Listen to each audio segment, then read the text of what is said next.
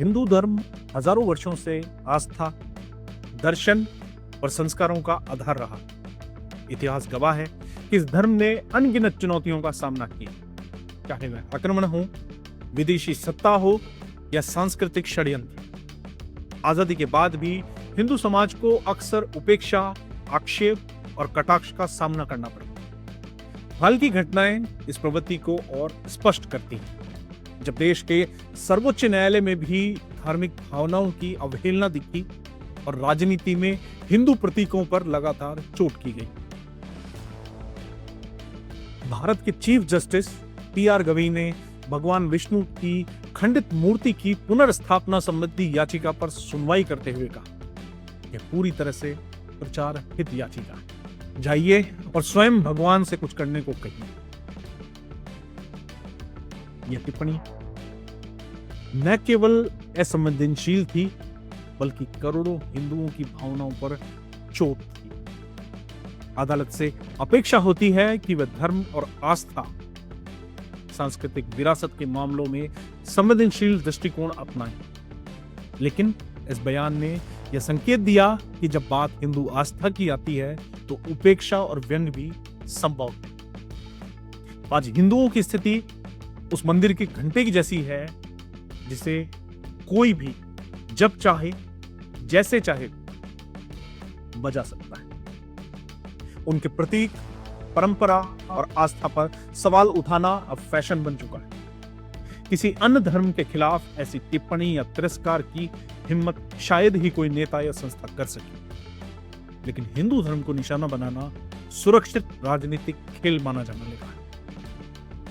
Azad Samaj party के अध्यक्ष और नगीना से सांसद चंद्रशेखर आजाद रावण ने हाल ही में जगत गुरु रामभद्राचार्य जी पर बेहद आपत्तिजनक टिप्पणी की।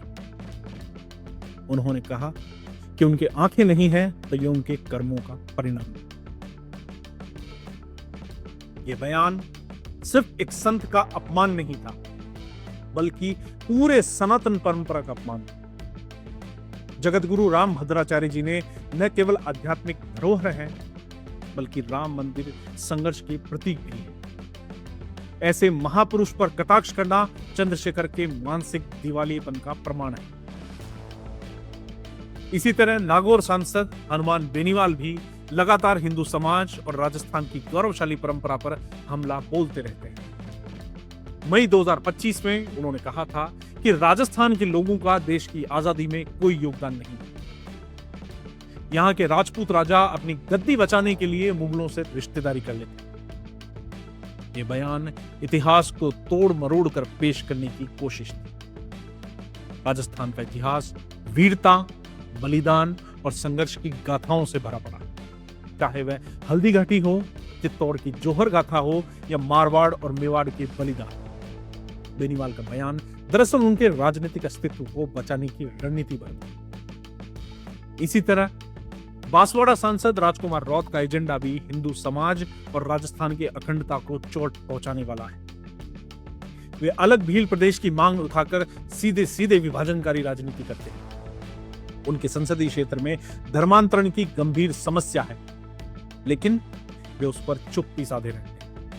उनकी राजनीति का आधार सिर्फ समाज को तोड़ना और विभाजन की आग को हवा देना है। चंद्रशेखर, बेनीवाल और रौत तीनों में एक बात समान थी, इनके पास केवल एक एक सीट है और इनका जनाधार बेहद सीमित है। ये सर्व समाज के नेता नहीं है, बल्कि केवल अपने अपने समाज तक सीमित है। सीमित राजनीति करने वाले नेताओं के पास सुर्खियों में बने रहने का सबसे आसान तरीका विवादित बयान देना, समाज को बांटना और हिंदू प्रतीकों को निशाना बनाना। रामभद्राचार्य जी ने राम मंदिर संघर्ष के दौरान जो भूमिका निभाई, उसे कभी भुलाया नहीं। जब बड़े बड़े वकील डगमगा रहे थे, तब उन्होंने ठोस तर्क और प्रमाणों के साथ हिंदू पक्ष को मजबूती दी। कोर्ट को मजबूर होना पड़ा कि वह हिंदुओं के पक्ष में निर्णय दे। ऐसे सिद्ध संत का अपमान करना न केवल धर्म, बल्कि राष्ट्रीय अस्मिता का भी अपमान है। इन नेताओं की ओछी बयानबाजी दरअसल मीडिया कवरेज पाने की मजबूरी है। जिनके पास विकास की उपलब्धियां नहीं होती, वे समाज में जहर घोलकर, विवाद खड़े करके और हिंदू धर्म को कमजोर करके सुर्खियां तोड़ते हैं। समस्या यह है कि मीडिया भी इन बयानों को प्रमुखता देकर इनकी राजनीति को ऑक्सीजन देता है। हिंदू धर्म पर हमलों का एक पैटर्न सामने आता है। न्यायपालिका में उपेक्षा, जैसे भगवान विष्णु की मूर्ति मामले में। राजनीति में कटाक्ष, जैसे चंद्रशेखर बेनीवाल और रोत बयान लगातार देते रहते हैं। मीडिया में दोहरा मापदंड, हिंदू आस्था पर चोट को अभिव्यक्ति की स्वतंत्रता बताया जाता है। सांस्कृतिक उपहास, फिल्म, साहित्य और मंचों पर हिंदू प्रतीकों को हास्य का विषय बनाया जाता है। इतिहास गवाह है कि जब जब हिंदू धर्म पर आक्रमण हुआ, तब तब उसने और अधिक मजबूत होकर पुनः खड़े होने का सामर्थ्य दिखाया। रामभद्राचार्य जी जैसे संत इस शक्ति के प्रतीक हैं। आज आवश्यकता है कि हिंदू समाज इस मानसिक और वैचारिक आक्रमण को पहचान कर संगठित हो। चंद्रशेखर आजाद, हनुमान बेनीवाल और राजकुमार रौत जैसे नेता समाज में अस्थिरता और विभाजन की राजनीति करके अपने अस्तित्व को बचाना चाहते हैं। लेकिन यह भी स्पष्ट है कि हिंदू समाज अब ऐसी राजनीति को लंबे समय तक बर्दाश्त नहीं करेगा।